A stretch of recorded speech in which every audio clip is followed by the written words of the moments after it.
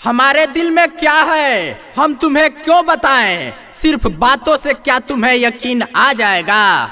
कि हमारे दिल में क्या है हम तुम्हें क्यों बताएं, सिर्फ बातों से क्या तुम्हें यकीन आ जाएगा। सब्र करो, वक्त आने दो, जब अपना सीना चीरेंगे तो खुद ब खुद अखंड भारत का तस्वीर आ जाएगा।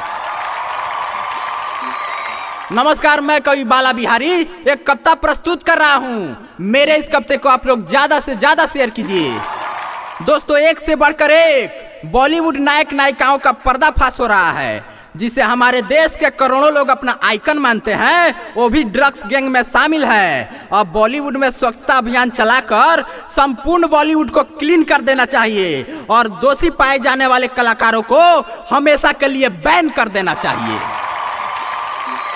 इन बॉलीवुड अभिनेता अभिनेत्रियों का अदाकारी और कलाकारी तो दुनिया ने देखा था।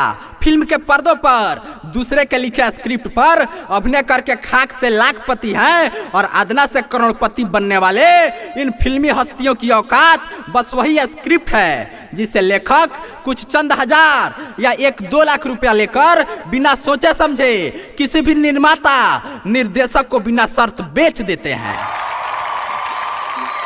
आज इन तथाकथित फिल्मी हस्तियों का असली रूप दुनिया के सामने आ गया है। तो स्क्रिप्ट राइटरों से भी मेरा निवेदन होगा कि अपना स्क्रिप्ट बेचने से पहले एक शर्त जरूर रखें और नशेड़ियों को, देशद्रोहियों को अपनी कहानी से दूर रखें। अपने आप को हस्ती समझने वाले ये छिनरा कलाकार अब शायद अपनी औकात में आ जाएंगे और जनता ही, दर्शक ही असली हस्ती है, इसे समझने का प्रयास करेंगे।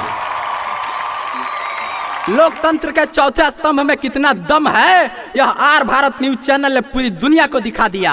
एक नया इतिहास रच दिया अर्नब गोस्वामी ने। बिना डरे, हानि लाभ की चिंता किए बिना अपने देश के लिए, देश के नौजवानों के उज्जवल भविष्य के लिए, देश को मजबूती प्रदान करने के लिए अर्नब गोस्वामी ने जो साहसी और कठोर निर्णय लेकर देशद्रोहियों के विरुद्ध एक निर्णायक और सार्थक युद्ध का जो आगाज किया है, उसकी प्रशंसा करने के लिए मेरे पास शब्द नहीं है। आने वाला इतिहास अर्नब गोस्वामी को गद्दार हंता और नशेड़ी विनाशक के रूप में हमेशा याद करेगा।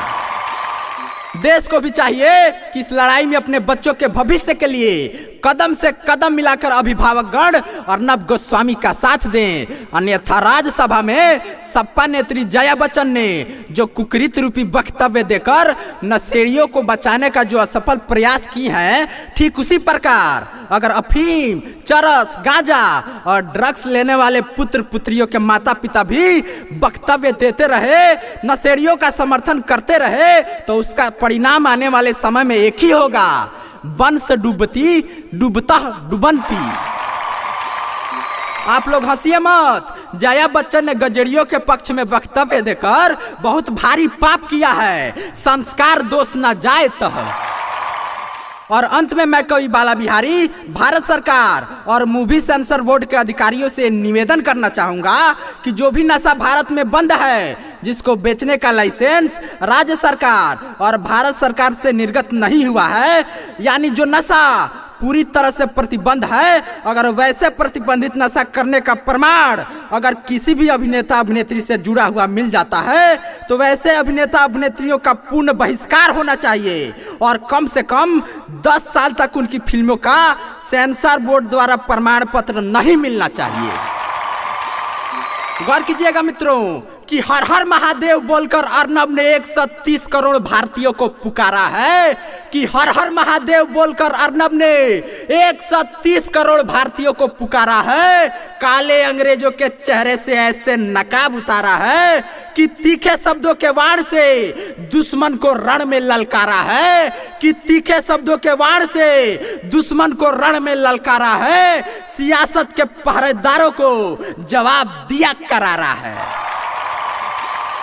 आगे सुनिए क्या कहा है अर्नब गोस्वामी ने कि हे भरतवंशियों, सुनो, अब ऐसा अन्याय नहीं होने दूंगा। कि हे भरतवंशियों, सुनो, अब ऐसा अन्याय नहीं होने दूंगा।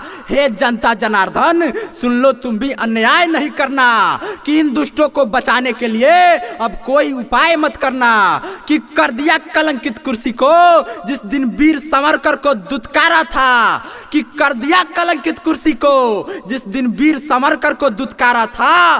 पाल घर साधुओं की हत्या का जांच सीबीआई से कराने को नकारा था, कि कुल का गौरव मिटा दिया मर्यादाओं को धो डाला, कि कुल का गौरव मिटा दिया मर्यादाओं को धो डाला और वीर शिवा की धरती पर मुगलों का बीज बो डाला। सुनिए अर्नब गोस्वामी क्या कहते हैं कि सत्ता के लालची सियारों पर हम क्यों प्रहार नहीं करें, कि सत्ता के लालची सियारों पर हम क्यों प्रहार नहीं करें और देश विरोधी दुष्टों का हम क्यों उपचार नहीं करें। हमारे दिल में क्या है हम तुम्हें क्यों बताएं, हमारे दिल में क्या है हम तुम्हें क्यों बताएं, सिर्फ बातों से क्या तुम्हें यकीन आ जाएगा। सुनिएगा मित्रों कि हमारे दिल में क्या है हम तुम्हें क्यों बताएं, सिर्फ बातों से क्या तुम्हें यकीन आ जाएगा। सब्र करो, वक्त आने दो, जब अपना सीना चीरेंगे तो खुद ब खुद अखंड भारत का तस्वीर आ जाएगा।